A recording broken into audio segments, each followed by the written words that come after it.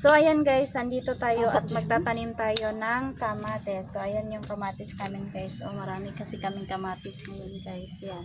So itatanim namin to. Gamit yung lupa, charing. Alangan man ano yung gamit. So ganito lang yung pagtanim guys. Ganito guys. So idiin mo lang lahat. Idiin mo lahat guys. So ayan. Tapos pahiga guys, lagyan mo ng lupa. Yan guys. So may isa na tayo dito. Uy, buhot. So ganito guys. Ganito lang din guys. O ayan. So idiin mo pa din. Ganon. Sugo na dire. Diin pa din guys. So ayan. Kadalawa na tayo. Next na naman dito aray.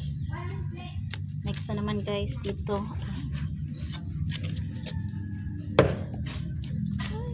So ganito lang pagtanim ng kamatis guys. Ayan. Next na naman guys dito. So ganito lang yung pagtanim ng kamatis namin guys. Para lumago siya guys. Guys, pwede tagdadalawa guys. Pag tumubo na yan guys, saka mo lalagyan ulit ng lupa. So marami kasing kamatis guys.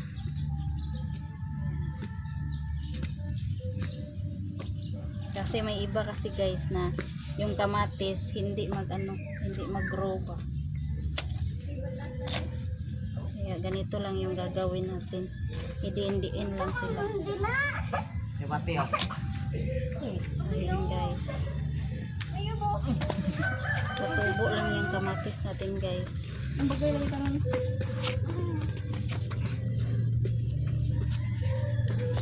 Ganito lang pagtanim ng kamatis. Di. Wala yung sana. Salag yata yung crush.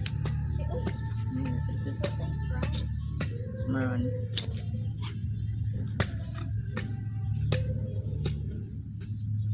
Kahit mo ilibing mo pa yung kamatis guys, tutubo pa din yan. Kasi yung ano niya, may roots kasi yan guys. Ayan.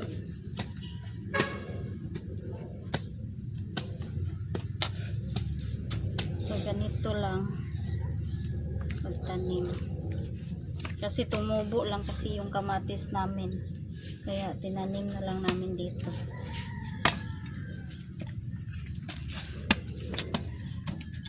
Si Bong kung saan pagkuhan. Anak na po, anak.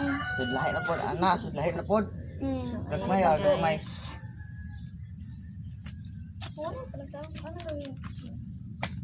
Nasa kanya guys kung tutubo ba to or hindi. Hindi, tutubo. Hindi tutubo or tutubo to? Matay. Mamatay. Trust the process lang guys. So idiin lang natin yan. So ayan. So ayan guys. Ganyan lang pagtanim guys.